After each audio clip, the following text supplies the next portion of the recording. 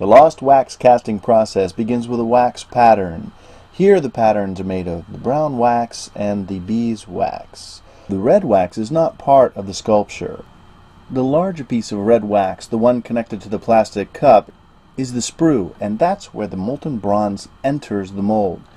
The other red pieces of wax are the vents. They let air escape during the pour and fill up with bronze at the end of the pour. The small pieces of bamboo you see help support the wax and also can act as an extra vent. Everything you see here will be melted and burned away before the bronze is poured.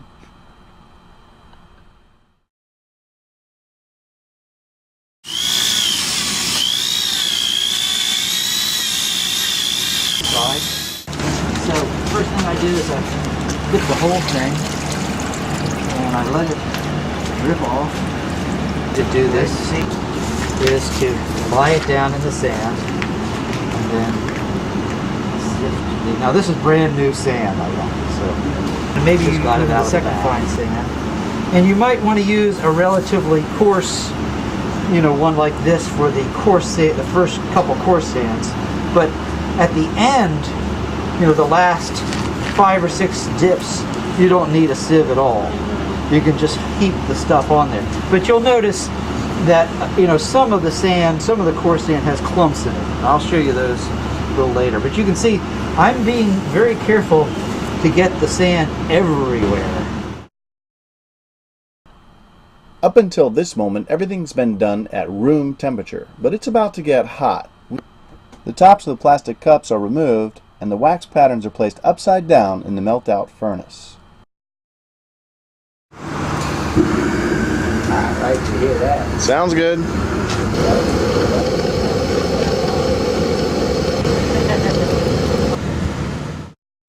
When the smoke changes color, it's time to remove the patterns. All the wax is gone, and these hollow ceramic shells are placed right side up in some foundry sand.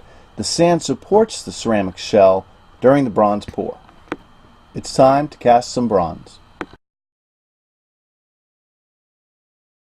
Alright, here we go.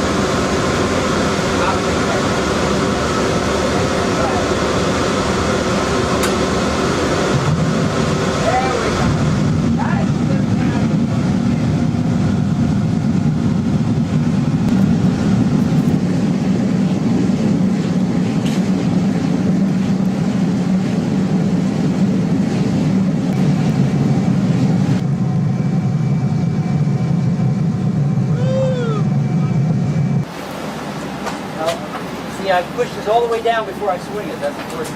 Woo, that's hot. Okay.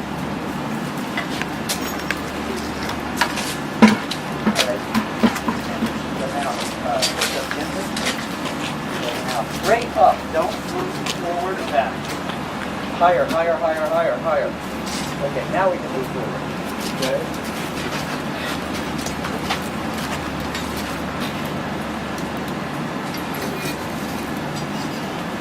Push down very gently. Okay, that's how we go. Well done. All right. Now, I'll quickly scoop off a little more of the side.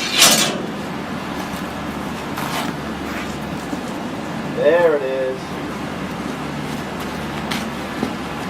And we're going to go for it.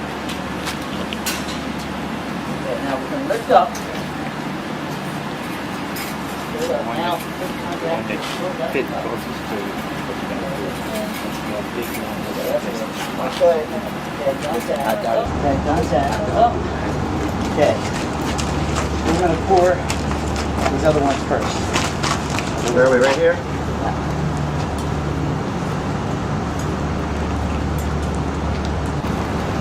That's a good one. That's really good. Where are we going? Here. Watch my hands are a little high. Good. Good. Oh, very Whoa, good. that was wonderful. A plus on that one. Yeah. A Good. plus on that one. Good. Good. Whoa. Yeah. Hey, that's we got good. Yeah. Now, fork close to the other phone. Yeah. Good. Right there. Stay there. Beautiful. And in hell. Hey, baby. In hell. That's really good. Where are we going? Here. Good.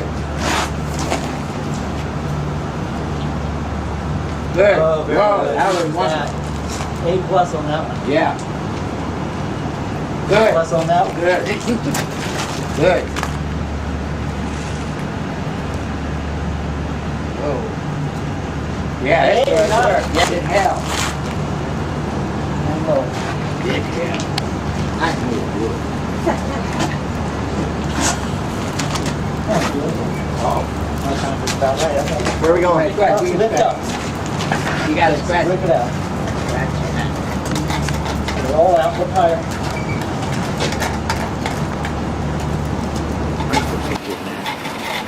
You really feel it. Okay. That's it. Down. Back on the block. Right, so that has Now keep stuff in it. it. Don't push down on it. Keep lifting up. Keep Right. lifting up. Now release.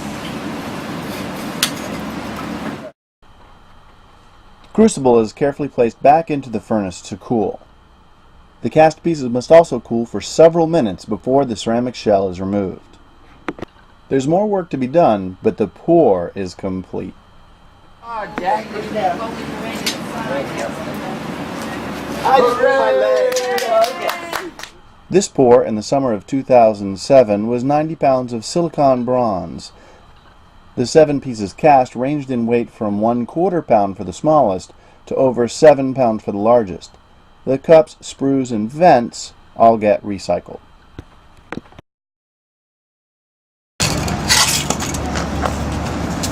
Still Okay, hot. so what you do is you walk around like this.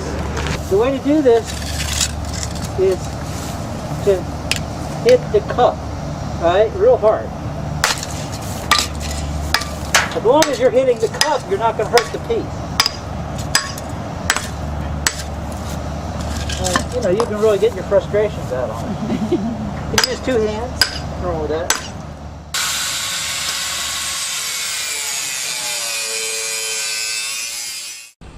Here are the bronze pieces with the sprues and vents removed. They're not quite finished, but they are beginning to look like real sculpture. After some work with a grinder, files, chisels, and maybe even a welder, these pieces will be ready to receive their patina. Any part of the sculpture that had a vent or a sprue attached to it will need a little bit of attention before the patina can be applied. Each piece will also get sandblasted.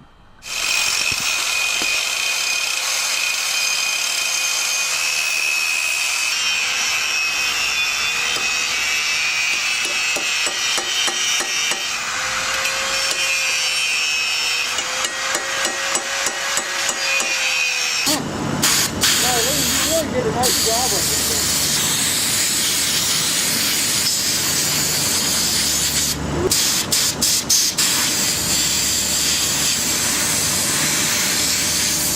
Span out the whole process.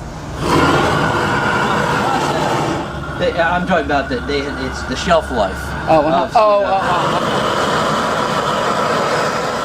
The bronze casting is heated with a torch to allow the patina chemicals to work rapidly.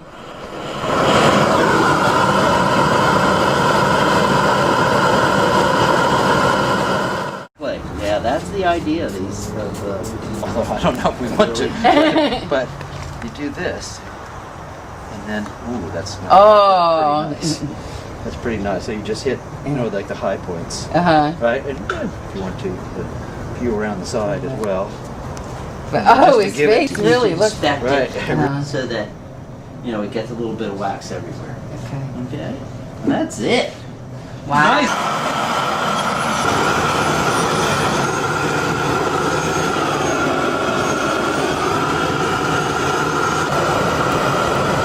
How dangerous are these chemicals? They've been, we always do them outside, so it's not much of an issue. Right.